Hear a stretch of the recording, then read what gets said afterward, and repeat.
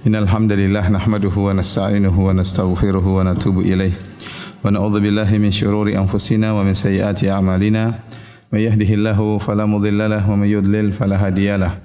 Wa asyhadu an la ilaha illallah wahdahu la syarika lah. Wa asyhadu anna Muhammadan abduhu wa rasuluhu la nabiyya ba'dah.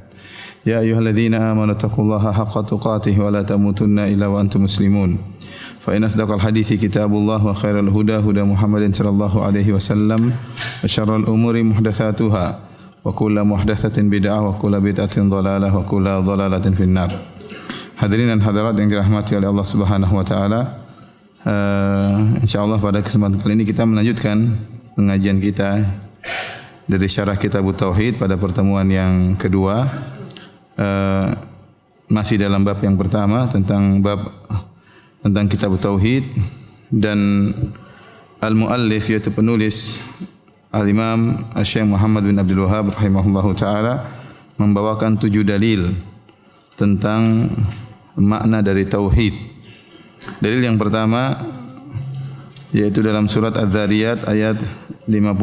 Allah Subhanahu wa taala berfirman, "Wa ma khalaqatul jinna wal insa illa liya'budun." Wa ma khalaqtul jinna wal insa illa liya'budun. Silakan buka halaman 23 ya, kalau ada bukunya buka halaman 23 ya. Yang artinya tidaklah aku ciptakan jin dan manusia melainkan hanya untuk beribadah kepadaku, hanya untuk beribadah kepadaku. Firman Allah Subhanahu wa taala, "Wa ma khalaqtul jinna wal insa illa liya'budun." Tidaklah aku ciptakan jin dan manusia kecuali untuk beribadah kepadaku. Ini dalil bahwasanya jin dan manusia adalah mukallaf. Mukallaf yaitu diberi beban untuk beribadah kepada Allah Subhanahu wa taala. Tatkala diberi beban berarti akan ada balasan. Apakah masuk surga atau masuk neraka jahanam. Dan ini berbeda dengan hewan. Kalau hewan tidak diberi beban. Yang diberi beban hanyalah jin dan manusia. Oleh karenanya jika jin dan manusia tidak menjalankan beban tersebut, tidak beribadah kepada Allah Subhanahu wa taala, tidak mentauhidkan Allah Subhanahu wa taala, maka sesungguhnya kondisi mereka seperti hewan.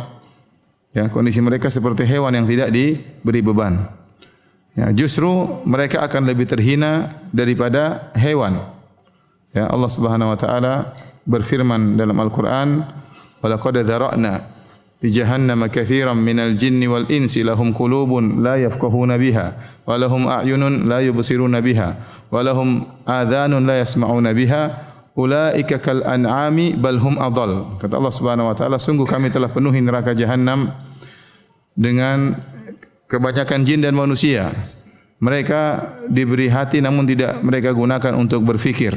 Mereka diberi mata namun tidak mereka gunakan untuk melihat kebenaran. Mereka diberi telinga namun tidak mereka gunakan untuk mendengar kebenaran. Kata Allah, ulaika kal an'am, dan mereka itu seperti binatang ternak. Kata Allah, balhum adall, bahkan mereka lebih sesat daripada binatang ternak. Ya.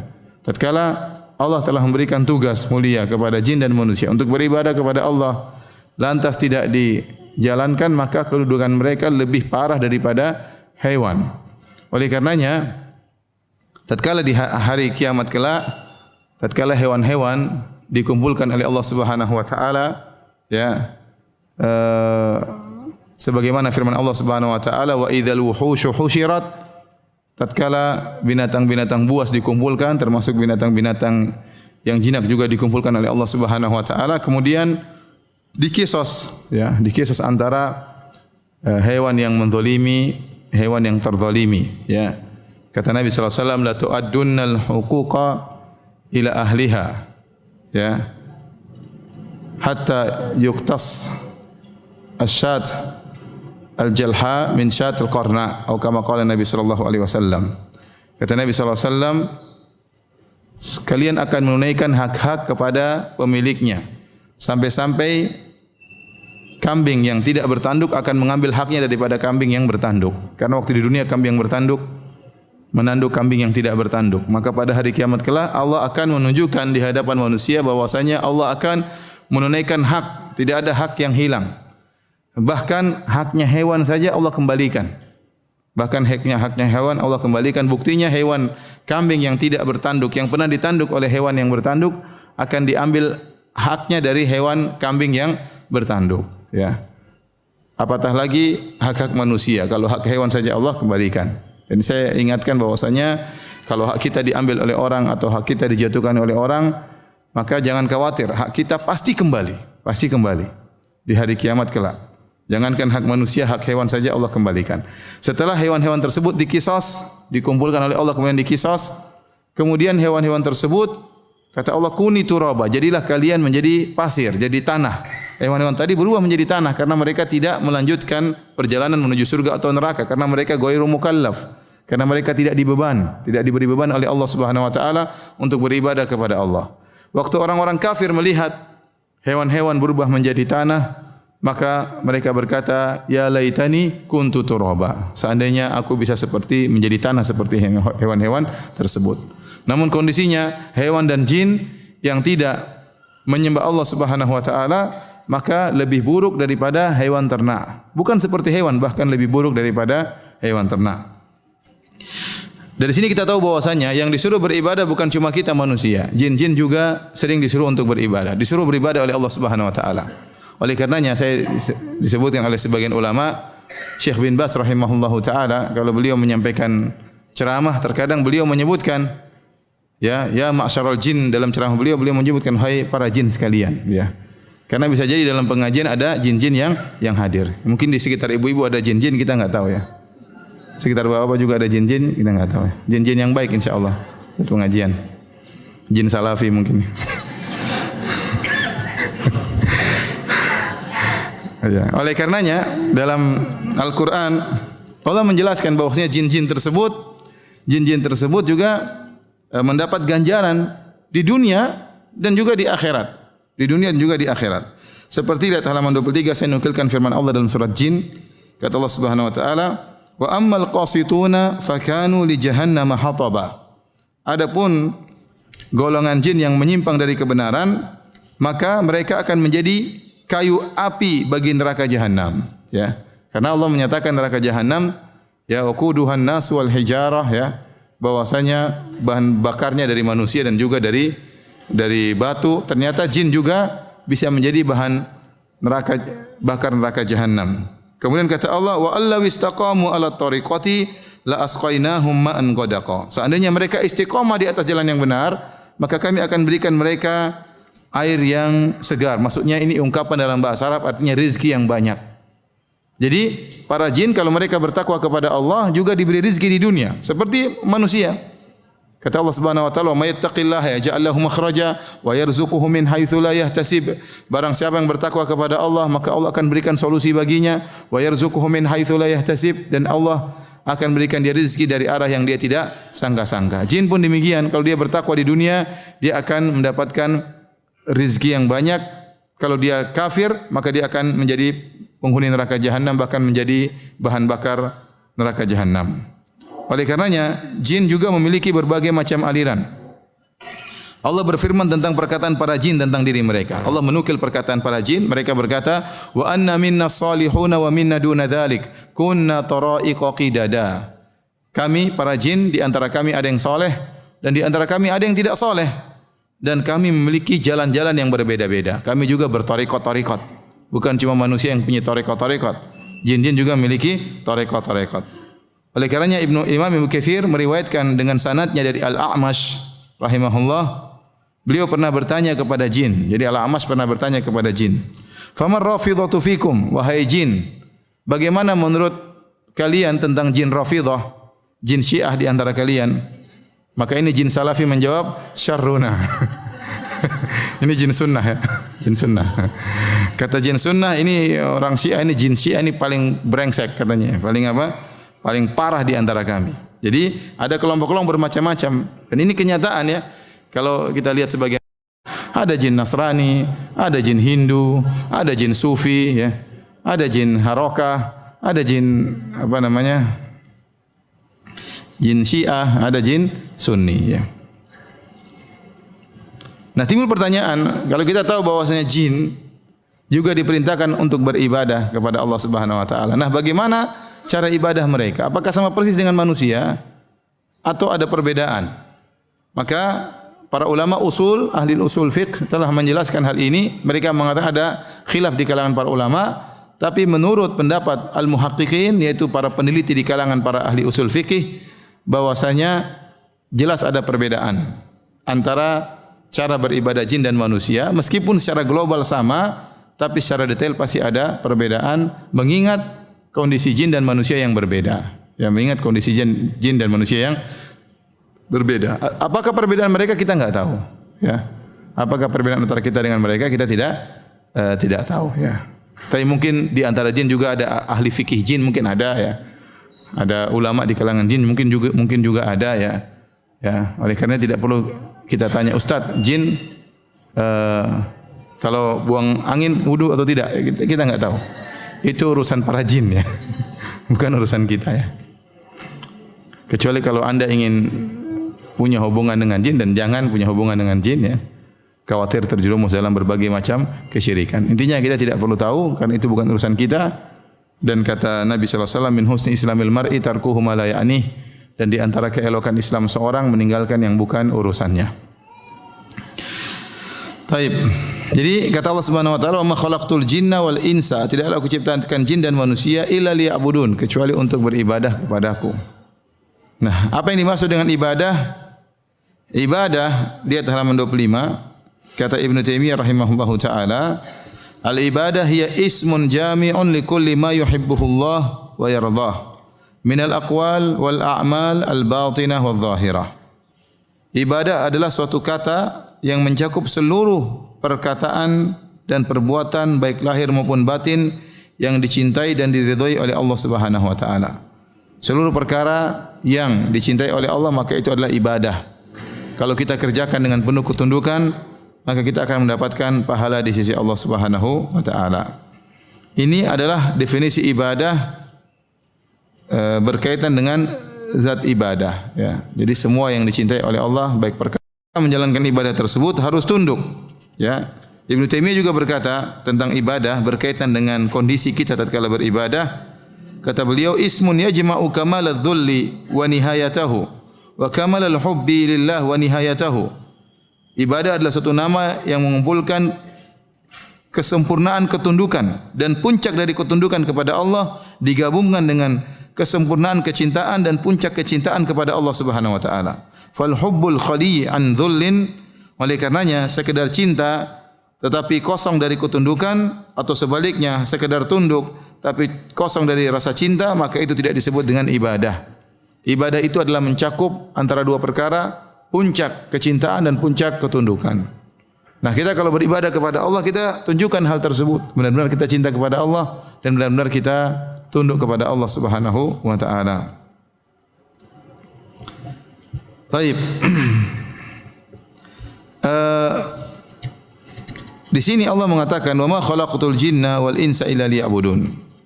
Tidaklah aku ciptakan jin dan manusia kecuali untuk beribadah kepada-Aku, yaitu kecuali untuk mentauhidkan Aku, ya.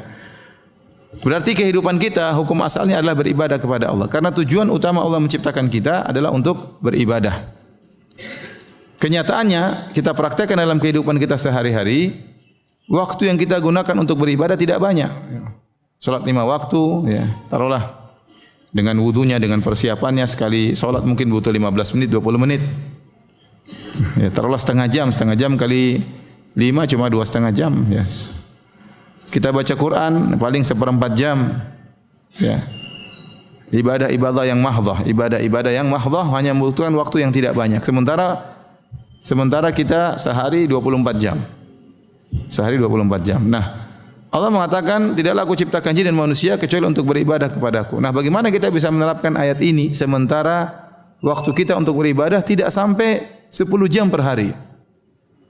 Bagaimana kita bisa menerapkan ayat ini? Maka para ulama menjelaskan caranya adalah kita merubah tradisi kebiasaan kehidupan kita bernilai ibadah. Kita berubah tradisi kehidupan kita yang biasanya ada tradisi kita lakukan bernilai ibadah. Dengan apa? Dengan meniatkannya sebagai ibadah.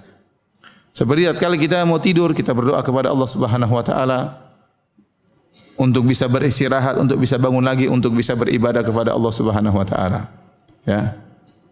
Makanya kita berdoa subhanakallahumma rabbi bika wada'tu jambi wa bika arfa'uh in amsakta nafsi faghfir laha wa in arsaltaha fahfadhha bima tahfadhu bihi ibadaka salihin. Ya Allah, dengan Engkau lah aku meletakkan lambungku, dengan Engkau lah aku mengangkat lambungku. Kalau Kau pegang nyawaku, Kau tidak kembalikan lagi nyawaku ke bumi ini, maka ampunilah dosa-dosaku. Dan jika Kau kembalikan lagi nyawaku, maka jagalah nyawaku sebagaimana Engkau menjaga orang-orang yang saleh. Kita niatkan untuk istirahat supaya bisa beribadah. Jadi tidur kita bernilai ibadah. Kita makan juga demikian, niatkan untuk supaya kuat ibadah. Kita keluar bekerja, niatkan untuk mencari nafkah bagi anak dan istri. Dan mencari nafkah bagi anak dan istri adalah ibadah yang diperintahkan oleh Allah Subhanahu wa taala, menjalankan kewajiban. Jadi itulah perbedaan antara orang yang berilmu, orang yang ikhlas dengan orang yang tidak berilmu. Orang yang ikhlas, yang berilmu, perbuatan kesehariannya bisa bernilai menjadi ibadah. Sebagaimana kata Nabi SAW, lasta tunfiqu nafaqatan tabtaghi bi wajhillah illa ujirta 'alaiha hatta luqmata taj'aluha fi imra'atik. Tidaklah engkau mengeluarkan infak, mengeluarkan uang, mengeluarkan biaya dengan engkau ikhlas karena Allah Subhanahu wa taala, mencari wajah Allah, kecuali kau dapat pahala. Sampai suapan yang kau suapkan ke mulut istrimu juga berpahala. Makanya dari sini terutama para laki-laki, bapak-bapak sekalian ya, kalau kita keluar rumah hendak bekerja, niatkan saya menjalankan perintah Allah. Allah yang menyuruh saya cari nafkah buat anak istri. Maka ini semua bernilai pahala. Ibu-ibu juga di rumah ngurus ini, ngurus anak, niatkan pahala, niatkan saya menjalankan perintah Allah untuk patuh kepada suami, ya, untuk mengurus keluarga, untuk mendidik anak-anak, semuanya berpahala. Dari sini kita tahu seorang mukmin 24 jam semuanya bernilai pahala. Seorang mukmin 24 jam sehari semalam semuanya berpahala di sisi Allah Subhanahu wa taala. Apalagi kalau ternyata dia di siang hari berpuasa misalnya, ya. Baik dia berpuasa maka argo pahala jalan terus. Ya, dari dia berpuasa berbuka argo pahala jalan terus, ya. Jadi kita berusaha menjalankan firman Allah, "Wa ma khalaqtul jinna wal insa illa liya'budun." Tidaklah aku ciptakan jin dan manusia kecuali untuk beribadah kepadaku. Kita berusaha mengisi hari-hari kita untuk beribadah kepada Allah Subhanahu wa taala. Baik, dalil kedua ayat halaman 28, Allah Subhanahu wa taala berfirman, "Wa laqad ba'atsna fi kulli ummatin rasulan an i'budullaha wajtanibut taghut." Dan sungguh kami telah mengutus pada setiap umat seorang rasul yang menyeru kepada kaumnya, sembahlah Allah saja dan jauhilah taghut, dan jauhilah taghut. Di sini sisi pendalilan dari ayat ini, pada ayat yang pertama, wa ma khalaqtul jinna wal insa illa liya'budun, penulis Syekh Muhammad bin Abdul Wahhab rahimahullah ingin menjelaskan bahwasanya tujuan kita diciptakanlah untuk beribadah kepada Allah. Nah, ibadah itu yang dimaksud apa? Ibadah yang dimaksud adalah tauhid. Karena dijelaskan oleh para nabi, seluruh nabi diutus kepada umatnya untuk mengatakan, "U'budullaha wajtanibut taghut." Sembahlah Allah saja dan jauhilah segala bentuk taghut, segala bentuk kesyirikan. Dan taghut itu kullu ma ubida min dunillah, seluruh yang disembah selain Allah wa huwa radin, dan dia ridha. Semua yang disembah kepada dari selain Allah itu adalah taghut. Dan banyak taghut di alam semesta ini, ya. Ada syaitan, ada jin, ada dewa. Ya, bahkan para nabi ditaghutkan padahal mereka bukan taghut, tapi ditaghutkan, disembah selain Allah Subhanahu wa taala. Wali-wali disembah, ya, batu, pohon dan banyak macam. Maka itulah makna ibadah yang dimaksud.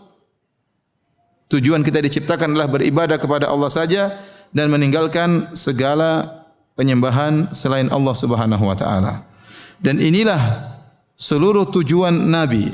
Nabi seluruhnya diutus untuk menyeru kepada tauhid. Nabi seluruhnya diutus untuk menyeru kepada tauhid. Inilah fokus dakwah mereka, menyeru kepada tauhid dan memperingatkan umatnya dari segala bentuk kesyirikan. Bukannya mereka tidak memperingatkan yang lain, tidak, mereka juga peringatkan yang lain, seperti Nabi Lut alaihissalam memperingatkan kaumnya dari praktek homoseksual, dilarang. Contohnya Nabi Syuaib juga memperingatkan kepada kaumnya agar tidak melakukan kecurangan dalam menimbang barang dagangan. Tetapi fokus utama mereka adalah apa? Masalah tauhid. Itu fokus utama, ya. Oleh karenanya dalam suatu hadis Rasulullah SAW bersabda, "Al-anbiya'u ikhwatun min 'allat." Para nabi adalah saling bersaudara satu bapak, ummahatuhum syatta wa dinuhum wahid. Satu bapak, ibu mereka berbeda, bapaknya satu, maksudnya agama mereka satu, dinuhum wahid. Kata para ulama menjelaskan hadis ini, al-anbiya'u ikhwatun min allat. Ummahatuhum syatta wa dinuhum wahid. Yang artinya para nabi seluruhnya adalah seperti anak-anak satu bapak lain ibu. Ibunya berbeda, bapaknya satu. Maksudnya apa? Syariat-syariat mereka berbeda, tapi tujuannya satu, sama-sama bertauhid. Sama-sama menuju kepada tauhid. Syariat Nabi Adam tidak sama seperti syariat Nabi Nuh. Syariat Nabi Nuh tidak sama dengan syariat Nabi Musa. Syariat Nabi Musa tidak sama seperti Nabi Isa. Syariat Nabi Isa tidak seperti Nabi Muhammad sallallahu alaihi wasallam. Tetapi seluruhnya kembali kepada satu makna, sama-sama menyuruh kepada tauhid. Itulah makna para nabi, ibunya beda, bapaknya satu, maksudnya syariatnya berbeda, ya, tetapi sama-sama menyuruh kepada tauhid. Oleh karenanya hadis ini adalah hadis yang menafsirkan tadi firman Allah, ya, wa laqad ba'atsna fi kulli ummatin rasulan an ibudullaha wajtanibut taghut. Sungguh kami telah mengutus bagi setiap umat seorang rasul yang menyeru untuk mentauhidkan Allah Subhanahu wa taala. Tidak ada bedanya antara nabi satu dengan nabi yang lainnya.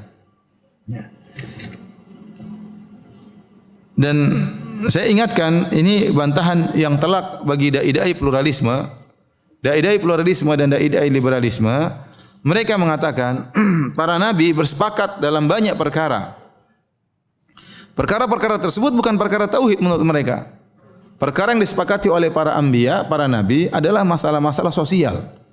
Kata mereka para nabi bersepakat, ya, untuk menyuruh kepada keadilan, menyuruh kepada persamaan antara laki dan wanita, menyuruh kepada kebebasan, ya, menyuruh kepada humanisme, kemanusiaan dan seterusnya.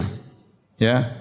Kemudian mereka menafsirkan firman Allah tatkala Nabi Muhammad SAW berkata dalam Al-Qur'an, ayat Al-Qur'an, "Qul ya ahlal kitab ta'alu ila kalimatin sawa." Wahai ahlul kitab, marilah kita menuju kepada kalimat yang satu. Kata mereka kalimat yang satu tadi maksudnya sama-sama kita menuju kepada kemanusiaan, kepada keadilan, kepada persamaan. Dan ini adalah omong kosong yang besar. Tidak benar. Yang benar bahwasanya mereka sepakat dalam apa? Tauhid. Faham? Mereka bersepakat pada kalimat tauhid berdasarkan hadis ini. Al-anbiya ikhwatun min allat. Ummahatuhum syatta wa dinuhum wahid. Para nabi, ya, adalah saudara-saudara sebapak, ibu mereka berbeda-beda, agama mereka satu. Seluruh para ulama yang menafsirkan hadis ini, saya nukilkan dalam buku saya tadi, seperti Al-Qadhi Iyad, An-Nawawi, Ibnu Hajar, Al-Iraqi, As-Suyuti, ya, semua menjelaskan dinuhum wahid, bapak mereka satu, agama mereka satu, maksudnya tauhid. Jadi meskipun syariat mereka berbeda, tapi sama-sama menyuruh kepada apa? Tauhid. Itu titik poin persamaan antara seluruh para nabi. Memang sama seluruh para nabi juga menyuruh kepada keadilan, juga menyuruh kepada keadilan, kemanusiaan. Tapi bukan keadilan dan kemanusiaan dan persamaan versi orang-orang pluralisme. Mereka mengatakan para nabi menyuruh kepada persamaan, keadilan, kemanusiaan, tapi versi pluralisme, kebebasan versi pluralisme, dan ini salah. Ya. Para anbiya seluruhnya menyuruh kepada perkara-perkara sosial ini, tapi yang paling poin utama adalah menyuruh kepada apa? Tauhid. Berdasarkan firman Allah, "Wa laqad ba'atsna fi kulli ummatin rasulan." Sungguh kami telah mengutus pada setiap umat seorang rasul yang menyuruh kepada tauhid.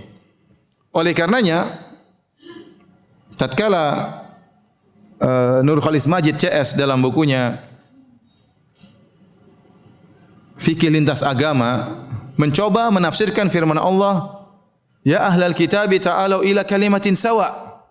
Wahai ahlul kitab sekalian, marilah menuju kepada satu perkataan yang sama. Kata mereka inilah poin kesamaan. Poin kesamaan maksudnya masalah sosial tadi. Ini adalah bentuk pemahaman yang ngawur. Ya. Karena orang-orang liberal itu kalau sudah berdalil dengan ayat, mereka sering putuskan ayat, tidak dilanjutkan. Seperti orang mabuk yang kemudian masuk ke masjid, kemudian melarang orang salat, memaki-maki orang salat dengan berkata, "Ngapain kalian salat?" Karena Allah berfirman, apa? Fawailul lil musallin. Celakalah orang-orang yang salat. Tidak dilanjutkan ayatnya. Padahal selanjutnya alladzina an salatihim apa? Sahun. Itu orang yang lalai dari salat, itu baru celaka. Sama ayat ini, qul ya ahlal kitab ta'alu ila kalimatin sawa. Wahai ahlul kitab, marilah kalian menuju kepada perkataan yang sama. Maksudnya apa? Allah lanjutkan, alla na'budu illallah. Janganlah kalian menyembah kecuali hanya kepada Allah. Wala yusyrika ba'duna ba'dhan. Ya, Allah ta'budu illallah. Kemudian kata wala nusyrika billahi syai'a wa la yattakhidha ba'duna ba'dhan arbaba min dunillah. Marilah kita menuju kepada perkataan yang sama, yaitu jangan beribadah kecuali kepada Allah, jangan berbuat syirik kepada Allah, dan jangan menjadikan sebagian yang lain sesembahan selain Allah Subhanahu wa taala. Ternyata kalimat sawa, perkataan yang sama antara kita kaum muslimin ahlul kitab, yaitu yang disuruh oleh Nabi sallallahu alaihi wasallam adalah untuk mentauhidkan Allah Subhanahu wa taala. Dan ini dipahami oleh orang musyrikin dahulu. Ayat ini ditulis oleh Nabi sallallahu alaihi wasallam kepada Heraklius. Raja Heraklius, Rasulullah SAW kirimkan surat kepada beliau, ila azimir Rum, Herakl, kepada Heraklius penguasa Romawi, aslim taslam, masuk Islamlah engkau akan selamat.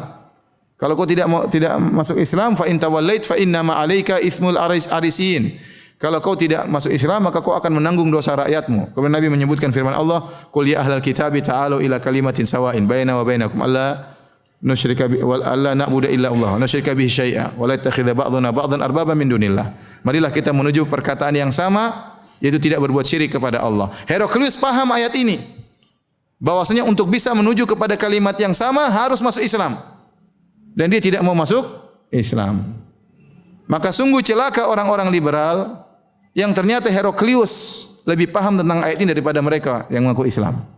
Paham atau tidak? Jadi Heraklius yang Nasrani paham ayat ini. Sementara orang-orang liberal yang KTP-nya Islam tidak paham tentang ayat ini. Ya. Jadi saya ulangi, ya, titik poin sama di antara para anbiya seluruhnya adalah menyuruh kepada tauhid. Bukan berarti mereka melalaikan yang lain, tidak, mereka juga berbicara tentang sosial, tentang kemanusiaan, tentang keadilan. Tapi poin yang paling utama adalah masalah mentauhidkan Allah Subhanahu wa taala.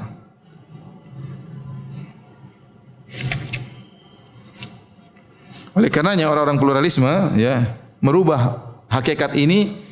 Mereka berusaha menyuruh kepada persamaan dalam sosial, ya, sehingga mereka mengorbankan tauhid. Sudah, kita enggak usah bicara tauhid, yang penting sama dalam masalah sosial. Ya. Kalau begitu percuma kerjaannya Nabi Sulaiman alaihissalam kirim surat kepada Ratu Bilqis, ya. Allah ta'alu alayya wa'tuni muslimin, wahai Ratu Bilqis, kalian datanglah masuk Islam. Kenapa? Karena Ratu Bilqis sudah hidup makmur sama rakyatnya. Nabi Sulaiman mengusik kemakmuran mereka. Nabi Sulaiman mengusik ikut campur dalam urusan mereka. Kenapa? Karena mereka menyembah matahari. Ya. Kalau seandainya yang disuruh adalah perkara dunia tok, yang ngapain Nabi Sulaiman kirim surat kepada Ratu Bilqis? Ngapain Nabi SAW kirim surat kepada Raja Romawi Heraklius sementara mereka sudah menjalankan sosial kehidupan manusia mereka? Ya. Tetapi Rasulullah SAW mengusik ketenangan mereka karena mereka berbuat syirik kepada Allah Subhanahu wa taala. Nabi Sulaiman mengusik ketenangan Ratu Bilqis karena Ratu Bilqis menyembah matahari, berbuat syirik kepada Allah Subhanahu wa taala. Baik. Kita lanjutkan ayat yang berikutnya, dalil yang ketiga, lihat halaman 30.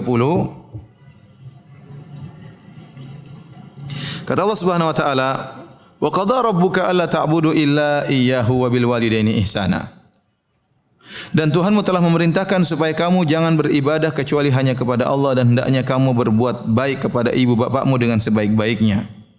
Imma yablughanna indakal kibara ahaduhuma aw kilahuma fala taqul lahumu uffin wala tanharhuma. Jika salah seorang dari kedua orang tua atau keduanya sudah mencapai masa jompo di sisimu, maka janganlah engkau berkata kepada mereka berdua uff, yaitu wala tanharhuma, dan janganlah engkau membentak mereka berdua. Wa qul lahuma qawlan karima, dan hendaknya engkau mengucapkan kepada mereka berdua dengan perkataan yang mulia.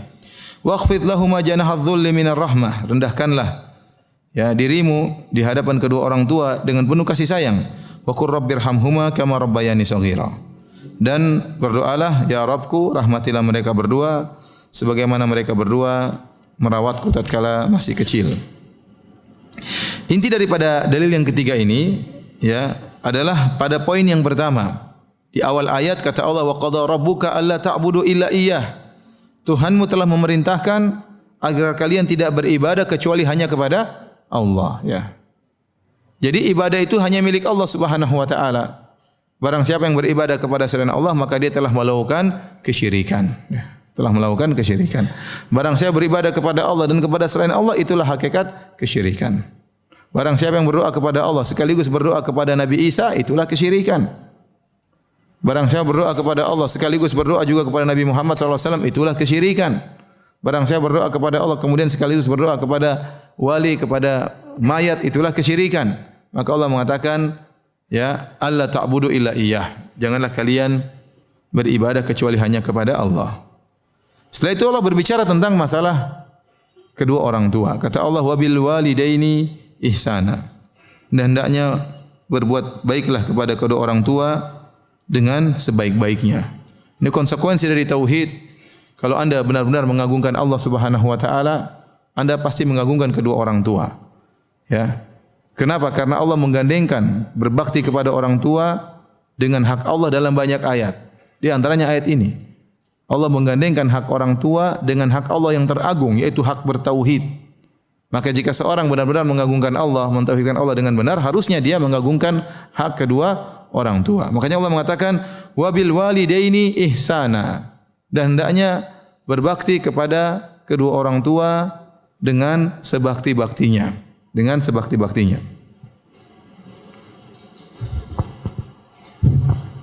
Ibu-ibu tahu bahasa Arab?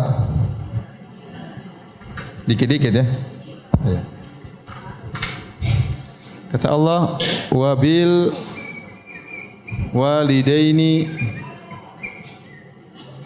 ihsanan.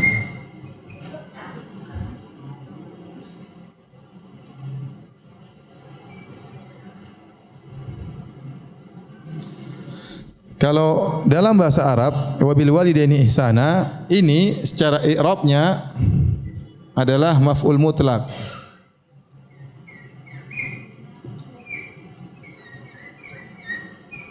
Maf'ul mutlak itu tujuannya bermacam-macam, di antaranya adalah litta'kid. Litta'kid artinya untuk penekanan.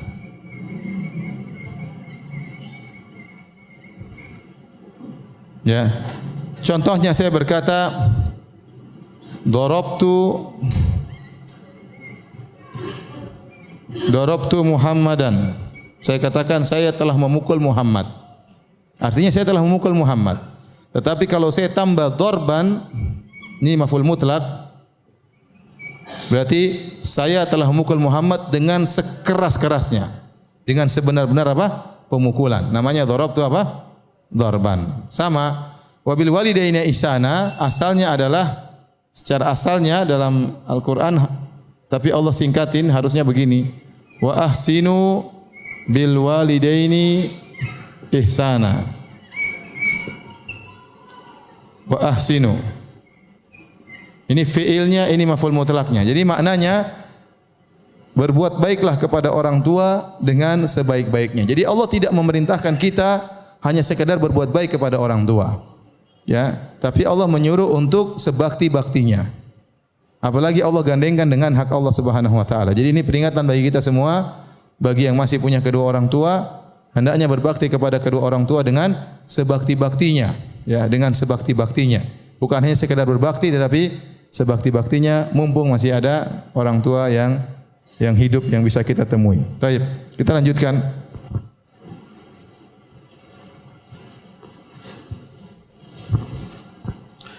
Oleh karenanya dalam banyak ayat Allah gandengkan antara hak Allah dengan hak kedua orang tua. Lihat halaman 31 saya nukilkan, ya. Seperti dalam surat Al-Baqarah ayat 83. Kata Allah, wa idz akhadna mitsaqa bani Israila la ta'buduna illallah wa bil walidaini ihsana. Dan ketika kami mengambil janji dari Bani Israel, yaitu janganlah kamu menyembah Allah, jangan kalian menyembah selain Allah, dan berbuat kebaikanlah kepada kedua orang tua. Ternyata perintah berbakti kepada orang tua bukan cuma dalam syariat Islam. Bani Israel pun dan nabi-nabi sebelumnya juga disuruh untuk berbakti kepada kedua orang tua. Bahkan di sini digandengkan dengan larangan untuk berbuat syirik. La ta'buduna illallah, janganlah kalian beribadah kecuali hanya kepada Allah, dan berbaktilah kepada kedua orang tua. Demikian juga Nabi Isa. Waktu dia pertama kali bisa berbicara, apa dia katakan? Qala inni abdullah atani alkitaba wa ja'alani nabiyya wa ja'alani mubarakan aina ma kuntu wa awsani bis salati wa zakati ma dumtu hayya wa barram bi walidati wa lam yaj'alni jabbaran syaqiyya. Kata Nabi Isa, sungguhnya aku adalah hamba Allah. Allah berikan kepadaku kitab Injil, dan Allah menjadikan aku berkah dimanapun aku berada, dan Allah mewasiatkan kepadaku untuk salat dan bayar zakat, Dan Allah mewasiatkan kepadaku wa barram bi walidati agar aku berbakti kepada ibuku.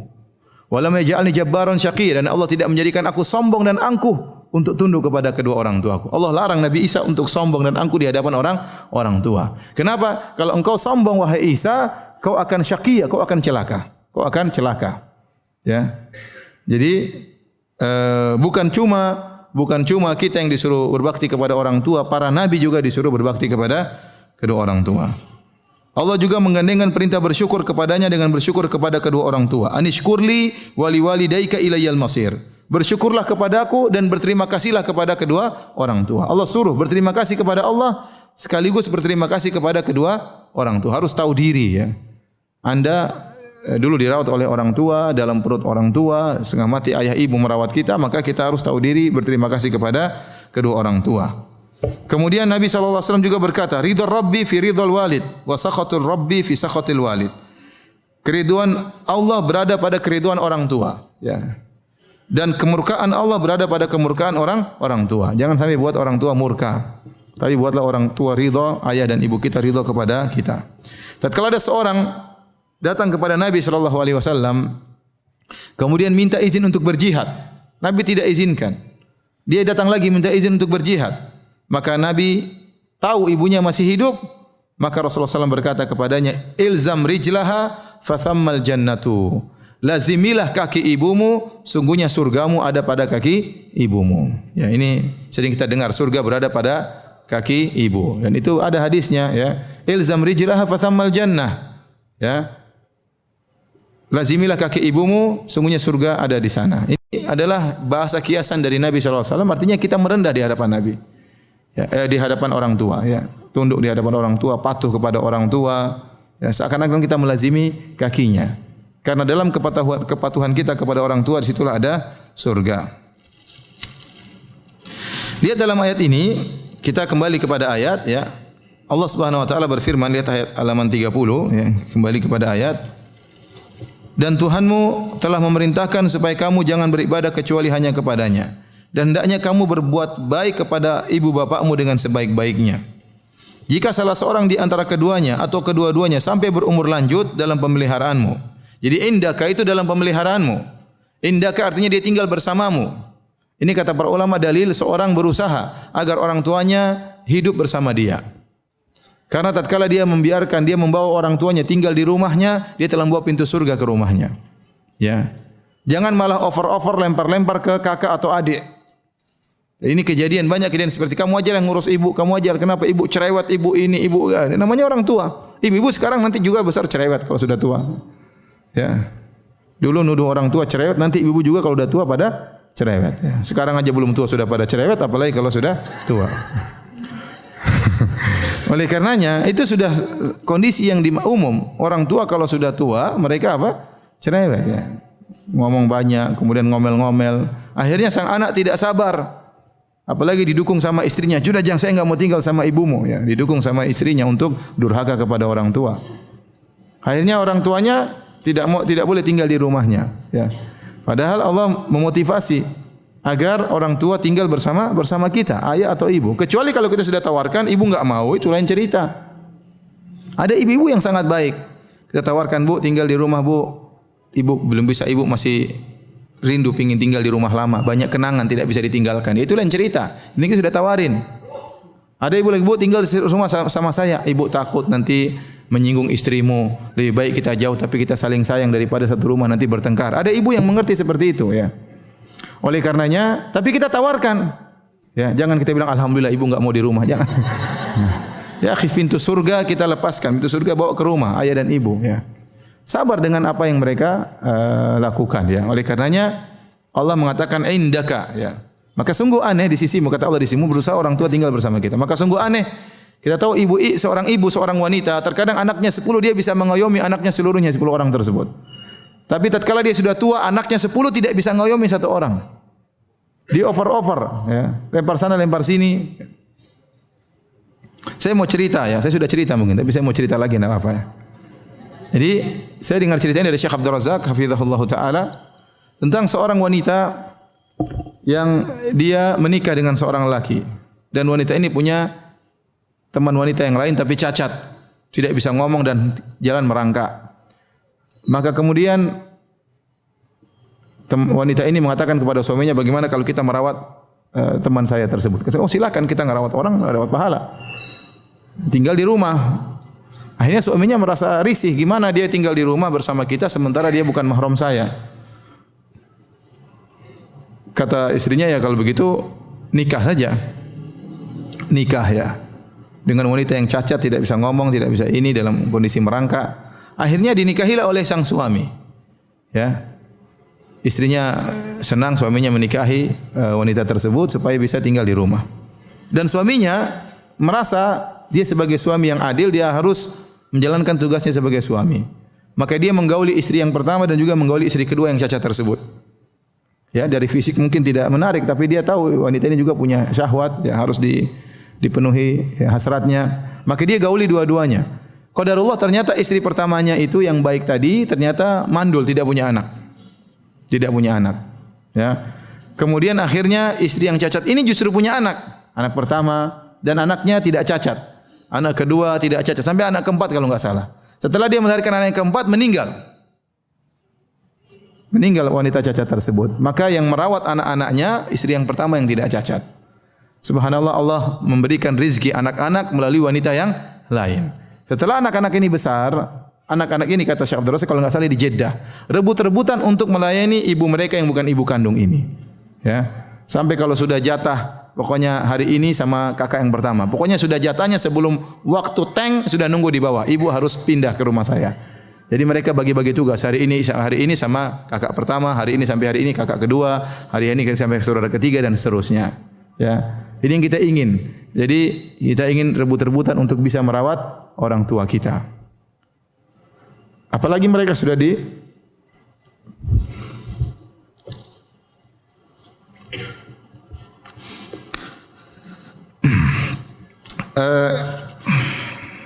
hadirin dan hadirat yang dirahmati oleh Subhanahu wa taala. Jadi seorang berusaha mengizinkan orang tuanya untuk tinggal bersamanya, kecuali kalau orang tuanya tidak mau dengan alasan tertentu, maka kita hormati perasaan orang tua ya. Karena orang tua juga punya pandangan sendiri, punya pendapat sendiri. Yang penting kalaupun mereka tidak tinggal bersama kita, kita harus tetap terus menyokong, membantu dengan semampunya.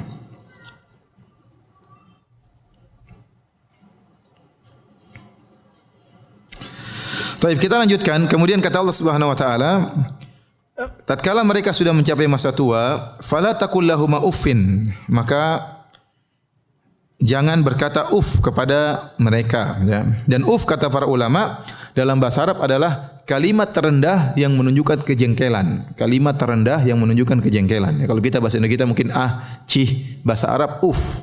Seandainya ada kalimat yang paling rendah yang menunjukkan kejengkelan lebih rendah daripada uff, maka akan didatangkan oleh Allah dalam Al-Quran. Tetapi ternyata kalimat yang paling rendah yang menunjukkan kejengkelan adalah uff.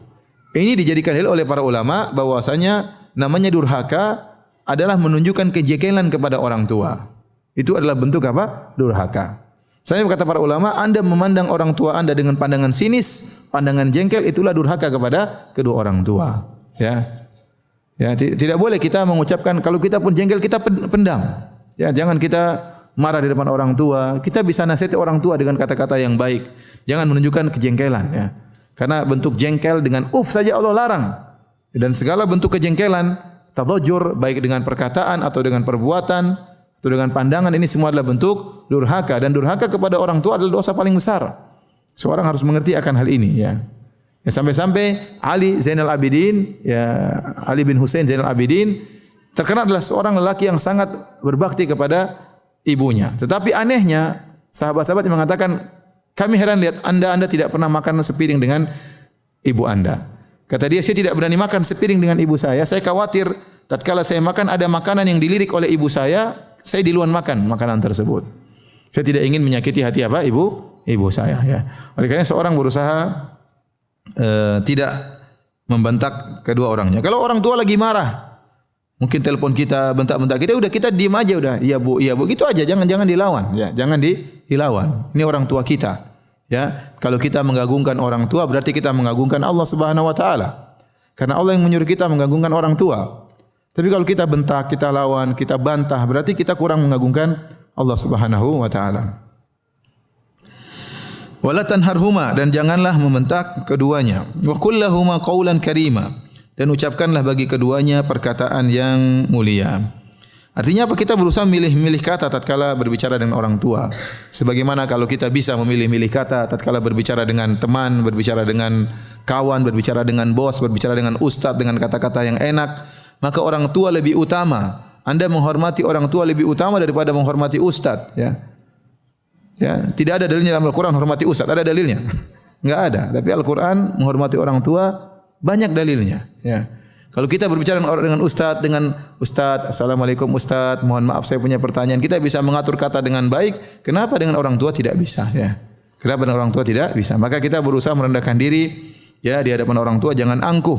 Ada seorang alim ulama, ya, kalau tidak salah namanya Mansur bin Mu'tamir, ya.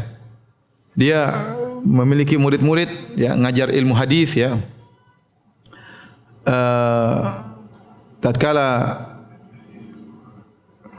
tiba-tiba dia lagi mengajar murid-muridnya, ibunya keluar dengan suara keras mengatakan, "Wahai Mansur, si fulan menghendaki engkau untuk menjadi hakim dan kau tidak mau, fata'ba, dan kau tidak mau," dibentak oleh ibunya. Ibunya orang awam, sementara Mansur orang yang alim. Maka Mansur hanya menundukkan kepalanya, sama sekali tidak berani menatap ibunya, ya. Dia tidak mengatakan, "Bu, ibu enggak ngerti, ya. Kalau jadi hakim itu berat. Bisa masuk neraka gara-gara jadi hakim. Saya tidak mau jadi hakim." Dia tidak mau ngomong begitu, dia diam aja, ya. Maka jangan kita merasa angkuh di hadapan ibu kita. Ibu kan ngerti, ibu kan dulu jadul, kita kan zaman sekarang lain, ya. Jangan samakan dengan zaman ibu, enggak.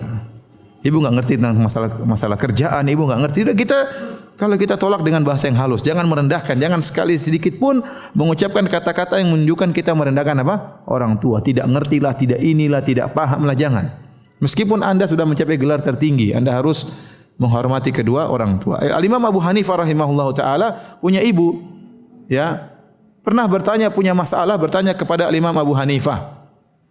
Dan Abu Hanifah sudah berfatwa, dia tidak mau dengar. Kata ibunya, "Saya tidak mau dengar kecuali dari si fulan." Si fulan itu di masjid pandai berorasi, tapi ilmunya ilmunya kurang. Dan orang yang paling alim di zaman tersebut Al-Imam Abu Hanifah. Semua orang tahu yang paling alim Imam Abu Hanifah.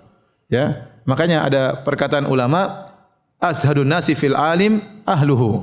Orang yang paling kurang menghargai seorang alim biasanya keluarganya sendiri. Ya. Ada seorang ustadz mungkin orang-orang hormat sama dia, tapi mungkin dia diomel-omel sama kakaknya, diomelin sama adiknya, diomelin sama istrinya, diomelin sama orang tuanya. Padahal sama orang lain semuanya hormati dia, semuanya orang, ya, tapi demikianlah kenyataannya. Terkadang orang alim itu yang paling kurang menghargai dia adalah keluarganya sendiri. Nah, Al-Imam Abu Hanifah rahimahullahu taala orang alim terkenal dan ibunya tahu dia alim, tapi ibunya tidak mau dengar fatwanya, maunya dengar dari orang lain. Orang itu karena pintar berorasi, mungkin ibunya senang dengar ceramahnya, padahal ilmunya enggak ada. Akhirnya dia minta Abu Hanifah untuk ngantar dia. Abu Hanifah ngantar ke orang alim tersebut. Mungkin orang alimnya masih ceramah, Abu Hanifah mungkin duduk mendengarkan. Ya, bayangkan orang alim, ulama besar dengar ceramah orang yang ilmunya kurang, ya. Setelah itu Abu Hanifah datang kepada orang alim tersebut, mengatakan, "Wahai fulan, ini ibu saya mau bertanya kepada engkau tentang suatu permasalahan." "Loh, kok enggak tanya sama kamu?" Dia maunya sama kamu. Ya udah, makanya saya antar dia karena dia ingin bertanya sama kamu. Akhirnya ya sudah, enggak apa sini. Ibunya tanya kepada orang ini, "Gimana, ada masalah begini-begini, bagaimana jawabannya?" Kata orang ini, "Menurut Anda bagaimana Abu Hanifah? Apa fatwa kalau begini?" Kata Abu Hanifah, jawabannya gini. Kata, "Ya itu jawabannya," katanya. Jawabannya itu. Jadi, tapi Al-Imam Abu Hanifah dengan tawadhu'nya menemani ibunya, ya. Padahal dia tahu jawabannya dan dia tahu kapasitas orang tersebut tidak memiliki ilmu dibandingkan dengan dia. Tetapi karena rendah hati di hadapan ibunya, maka dia pun membantu ibunya, ya. Seperti ada juga kisah di zaman Utsman radhiyallahu anhu, ada seorang salaf yang dia memiliki korma. Waktu itu korma lagi mahal. Tiba-tiba ibunya ingin makan jumar. Jumar itu jantung korma. Diambil dari batang korma. Kalau ingin diambil jumar tersebut, korma tersebut harus ditebang, dibelah, diambil jantung korma dan enak. Jadi harus mati dulu. Ibunya tahu-tahu ingin makan tersebut, sementara korma lagi mahal-mahalnya. Maka dia pergi ke pohon korma tersebut, dia tebang kormanya untuk ambil jumarnya untuk dikasihkan kepada ibunya. Orang-orang pada mencela dia. Kamu kok tahu korma lagi mahal, kok malah dirusakin, ditebang? Kata dia, ibu saya lagi pingin makan ini dan kebetulan saya mampu. Saya khawatir suatu saat ibu saya ingin sesuatu, saya tidak mampu menghadirkannya. Oleh karenanya ikhwan dan akhwat, kalau ibu kita ingin sesuatu dan ibu kita jarang minta-minta ya. Ya, kita juga harus ngerti, jangan tunggu ibu minta. Apa yang ibu kira-kira orang tua kita, bapak kita, ibu kita memerlukan dan kita mampu, kita sediakan tanpa harus meminta. Orang tua terkadang punya rasa malu untuk minta kepada anaknya, sementara kita enggak punya malu kalau minta sama orang tua. Ya. Ya, kalau kita tahu kira-kira dia butuh ini, Bu, kita tawarkan, Bu, mau ini enggak, enggak, tanya, tawarin terus. Jangan tunggu dia minta, dia punya harga diri juga. Ya, jangan tunggu dia minta. Kalau kita mampu, kita sediakan sebelum dia minta. Kalau pas dia lagi minta, berarti lagi kepingin. Kalau kita punya, kita penuhi. Jangan kita tunda-tunda, ya. Jangan kita tunda-tunda. Karena ada suatu saat ibu kita minta sesuatu, ayah kita minta sesuatu, kita enggak mampu. Ada suatu saat ibu kita enggak bisa lagi minta sama kita, dia sudah meninggal dunia, ya. Oleh karena mumpung dia masih hidup, masih meminta kepada kita, ini pahala luar biasa. Lebih daripada bersedekah kepada anak yatim, daripada dakwah kepada yang lain, ini paling top ini bersedekah kepada orang tua. Pahala paling besar. Maka orang harus cerdas, tahu pintu surga mana yang paling besar. Pintu surga paling besar adalah berbakti kepada kedua orang tua, menyenangkan hati kedua orang tua. Ya. Tapi hadirin hadirat yang dirahmati oleh Allah Subhanahu wa taala, maka berusaha seorang lemah lembut kepada orang tua, berkata-kata yang terbaik. Kata Allah, "Wakhfid lahum janaha dzulli minar rahmah." Rendahkanlah dirimu dengan penuh kasih sayang kepada kedua orang tuamu. Wa qur rabbirhamhuma kama rabbayani shaghira. Dan doakanlah kedua orang tuamu selalu, ya Rabbku, rahmatilah mereka berdua sebagaimana mereka berdua merawatku tatkala masih kecil. Ingat itu, ya. Ingat doa ini. Kama rabbayani shaghira. Sebagaimana mereka berdua merawatku tatkala masih kecil, ya. Mungkin kita lupa dulu kita kecil seperti apa, ya. Ya, kita lupa dulu kita, tapi saya rasa kenangan kita masih ada. Orang tua yang gendong kita, orang tua yang nyuapin kita, orang tua yang mandikan kita. Saya rasa kenangan kita belum hilang meskipun kita sudah berumur sekian. Itu tidak boleh kita lupakan. Kalau Anda lupa bagaimana kebaikan orang tua Anda waktu masih kecil, ingat bagaimana istri Anda sekarang tatkala mengandung putra Anda, ya. Tahu bagaimana susahnya istri Anda. Demikianlah ibu Anda dulu seperti itu. Kita bisa rasakan kalau anak kita sakit luar biasa. Oh, istri kita nangis-nangisnya luar biasa, tidak bisa tidur, ya. Ya, susah, ya. Maka orang tua dulu kira-kira seperti itu, ya. Saya punya anak saja sekarang umur 2,5 tahun, Abdul Razak, ya. Kemarin beberapa hari yang lalu panas, ya. Subhanallah enggak bisa tidur. Nanti tahu-tahu gini, Umi, suruh gosok-gosok. Ini pinter suruh gosok-gosok. Kata istri saya, kayak nenek-nenek aja digosok. Tapi istri saya enggak bisa tidur akhirnya. Jadi dikit dia minta apa? Digosok. Di sini orang tua kita dulu seperti itu. Gosok-gosokin apa, ya. Gosok-gosokin anak kita waktu masih kecil. Dulu kalau kita takut, siapa yang kita teriakin? Pasti mama, ya. Enggak ada kita bilang ya Allah, ya Robbi, enggak ada dulu. Dulu kita teriak apa? Mama. Kalau udah peluk mama, kayaknya dunia ini milik kita semuanya sudah. Ya. Sekarang kita lupakan orang tua kita, ya mungkin sudah jompo, sudah tua. Tidak boleh seperti itu, ya. Jadi kita berusaha berdoa, dan bahkan sebagian salaf mengatakan setiap kita solat setelah tasyahud jangan lupa baca doa ini. Rabbighfirli wali walidayya warhamhuma kama rabbayani shaghira. Ya, berusaha dalam setiap solat karena orang yang paling utama kita doakan adalah kedua orang tua kita, ya. Ya, kedua orang tua kita, dan baik mereka masih hidup maupun setelah meninggal dunia. Tayyib, kita lanjutkan hadis yang atau dalil yang keempat. Kata Allah Subhanahu wa taala, "Wa'budullaha wa la tusyriku bihi syai'a." Sembahlah Allah saja dan jangan berbuat syirik sama sekali kepada Allah.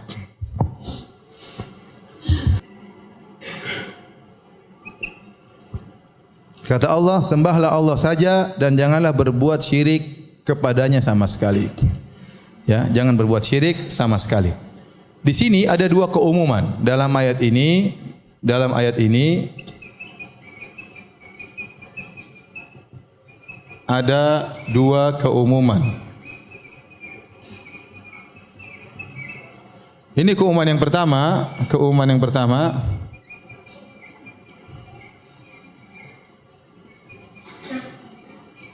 dan ini keumuman yang kedua.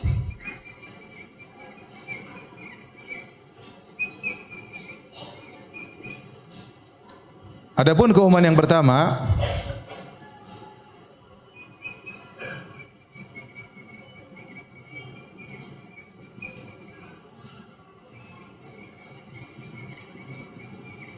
Ada kaedah dalam usul fikih bahwasanya setiap fiil, setiap kata kerja, ini verb kata kerja, dia pasti mengandung masdar dan waktu. Jadi kalau kata kerja fiil madhi, ya kata apa itu? Yang menunjukkan masa lalu ya. Fiil madhi menunjukkan masa lalu, itu menunjukkan masdar yaitu perbuatan plus waktu masa lalu. Seperti daraba Muhammadun, ya. Contoh daraba Muhammadun, ya. Daraba Muhammadun. Muhammad memukul. Daraba Muhammadun. Ini fi'il madhi. Ini fi'il apa? Al-madhi. Berarti kalimat daraba ini mengandung apa? Kata perbuatan darban plus waktu al-madhi, waktu masa madhi. Jadi perbuatan pemukulan tersebut terjadi di masa lampau. Kalau saya bilang yadribu Muhammadun, ini fi'il mudhari'. Fi'il apa? Al-mudhari'. Al-mudhari' dan ini menunjukkan perbuatan darb plus al-mustaqbal atau yang sekarang. Atau artinya Muhammad sedang memukul atau Muhammad akan memukul. Pemukulan tetap ada pada fi'il madhi maupun fi'il mudhari. Terjadi pemukulan, yang berbeda hanyalah waktunya. Kalau daraba artinya telah memukul, pemukulan telah terjadi. Kalau yadribu artinya sedang memukul atau akan apa? Memukul. Tetapi intinya kedua fi'il ini mengandung kata perbuatan darban yang dalam bahasa Arab namanya masdar. Nah, kalimat la tusyriku bihi syai'a, kita turunkan ini, la tusyriku bihi. La tusyriku bihi. Ini ada fi'il nahi, ada fi'ilnya, dan ini kalau kita keluarkan masdarnya jadi isyrakan bihi. Syirik, artinya jangan berbuat syirik. Nah, isyrakan bihi ini adalah isim nakirah. Isim nakirah maksudnya tanwin. Maksudnya apa? Tanwin. Ibu-ibu enggak ngerti ya? Udah nonton aja.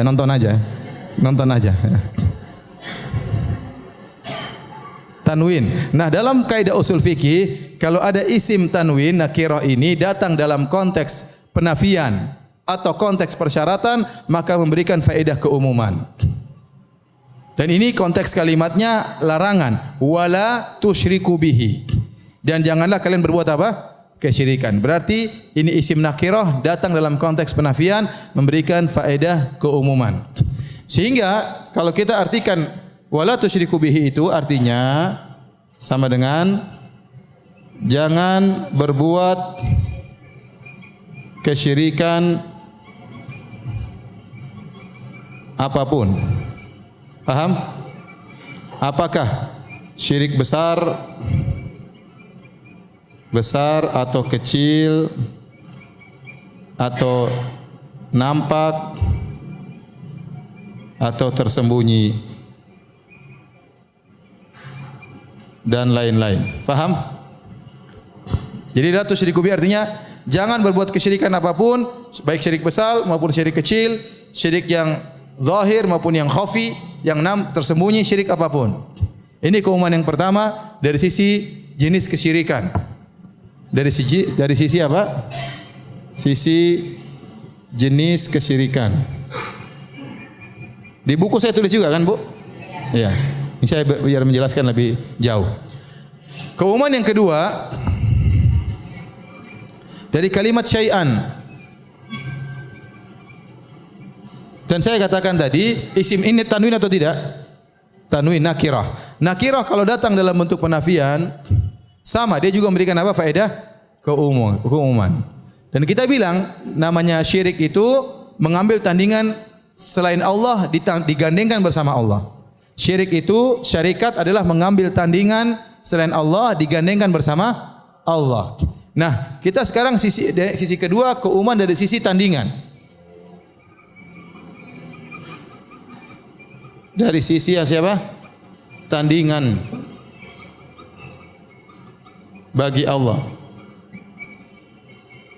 Maka mencakup syai'an, apakah yang disembah selain Allah adalah nabi atau wali atau malaikat atau jin, apa lagi? Pohon. Terus pintar ibu-ibu ya, apa lagi?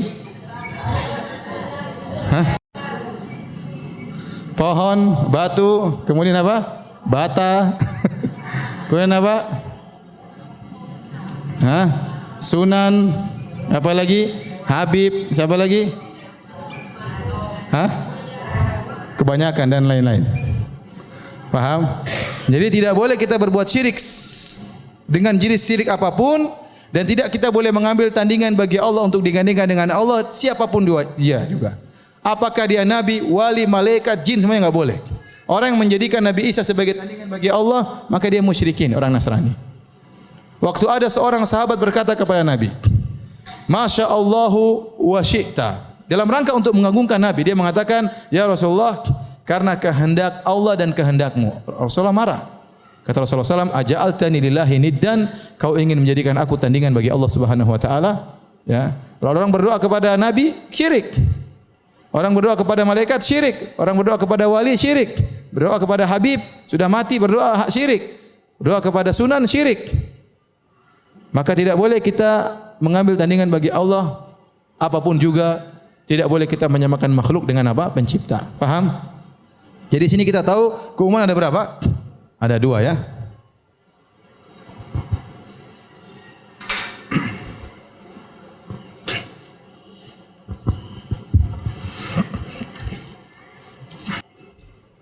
Sudah Ibu? Sudah ya, sampai sini aja ya. Jangan lama-lama nanti hang. Belum hang? Ah, yang benar aja. Iya, syai'an fa syai'an katanya. Sedikit demi apa? Sedikit, jangan banyak-banyak. Nanti enggak masuk. Lanjut apa sudah? Lanjut ya, sampai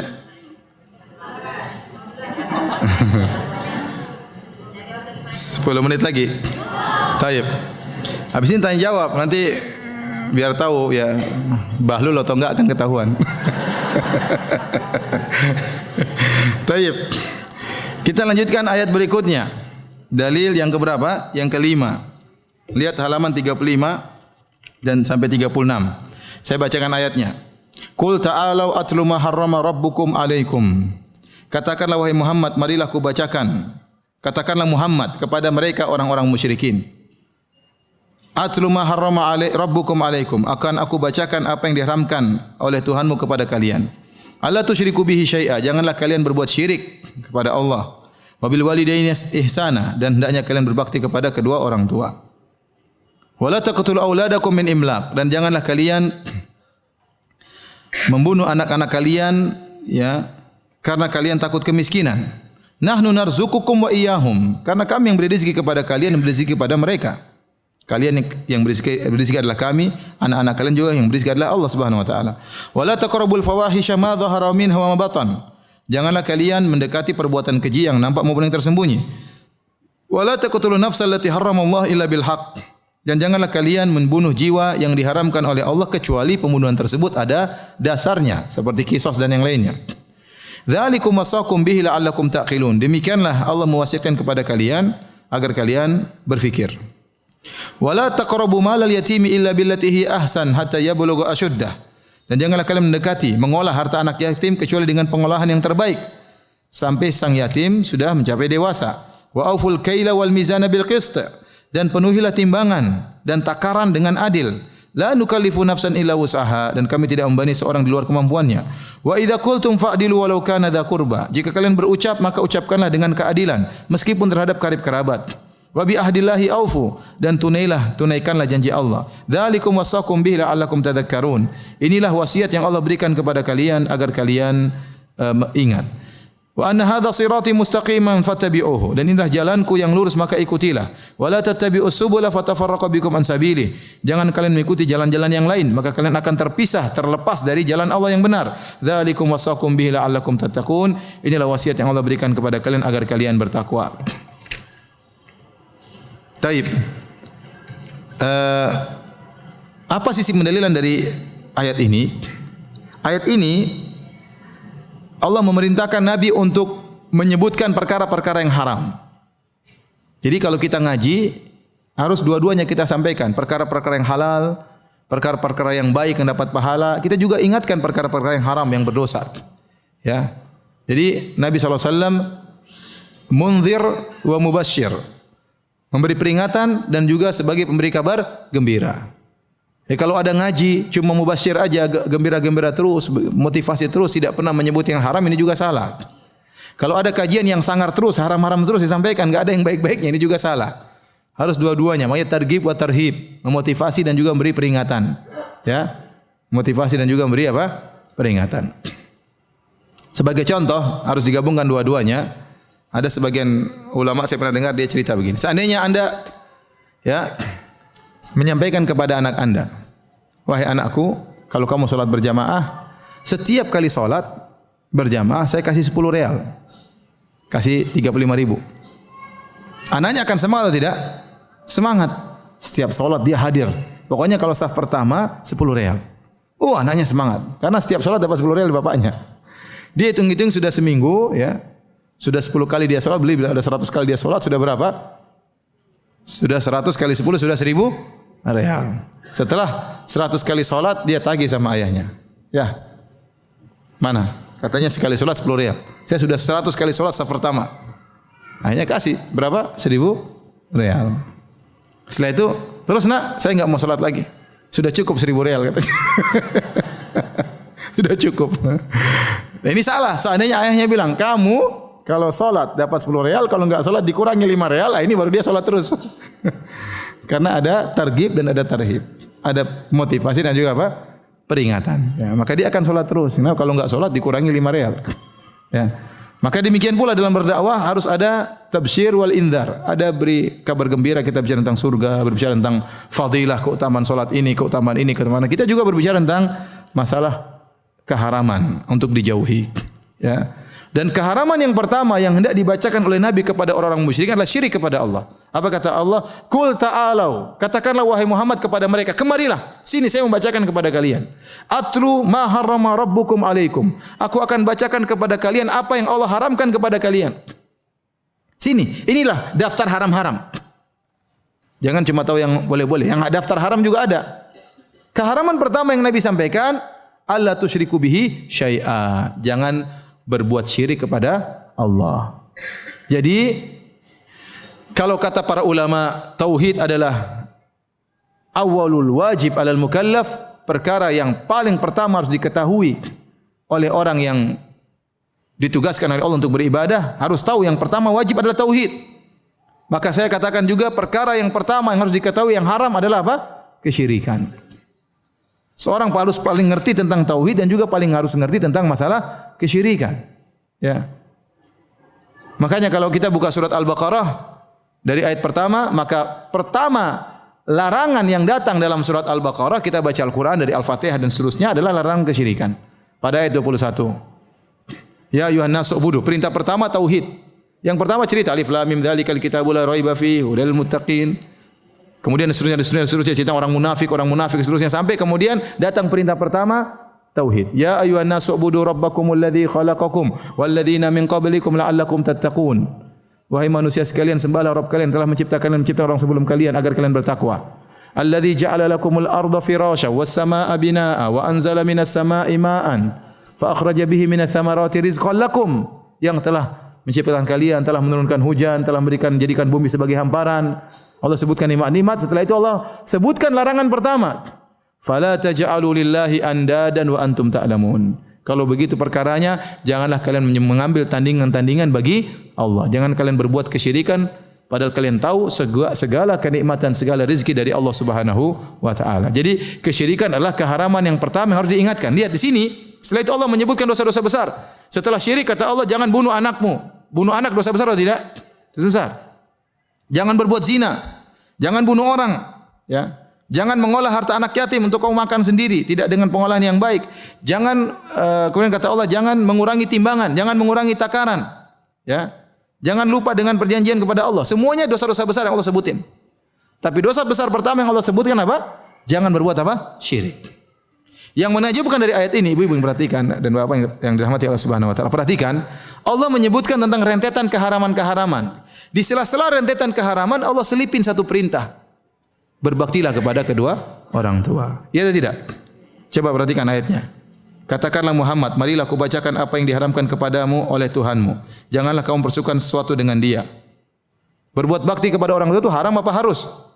Harus. Ini perkara harus Allah selipkan di tengah-tengah berbagai macam keharaman. Artinya, ya, jangan durhaka kepada orang tua. Ya, bahasanya sama, jangan durhaka kepada orang tua, tapi Allah menggunakan lafal perintah, berbaktilah kepada kedua orang tua. Padahal maksudnya jangan durhaka kepada orang tua. Ya. Karena kalau durhaka mungkin banyak orang tidak lakukan, tapi berbakti orang banyak tidak lakukan. Orang mungkin tidak maki-maki ibunya, tapi pelit sama ibunya, benar? Ya tidak? Kalau maki-maki ibunya mungkin enggak, tapi kalau pelit iya. Maka perintahnya berbuat baik kepada orang tua, bukan hanya tidak memaki orang tua, tetapi berbuat baik kepada kedua orang tua. Jadi tidak mungkin seorang akan mengenal tauhid dengan benar kecuali setelah mengetahui lawannya. Ya, setelah mengetahui lawannya. Mengetahui tauhid dan juga harus mengetahui kesyirikan. Tapi sampai di sini saja, ibu yang dirahmati Allah Subhanahu wa taala. Kurang lebihnya saya mohon maaf. Subhanakallah bihamdik asyhadu an la ilaha illa anta astaghfiruka wa atubu ilaik. Assalamualaikum warahmatullahi wabarakatuh.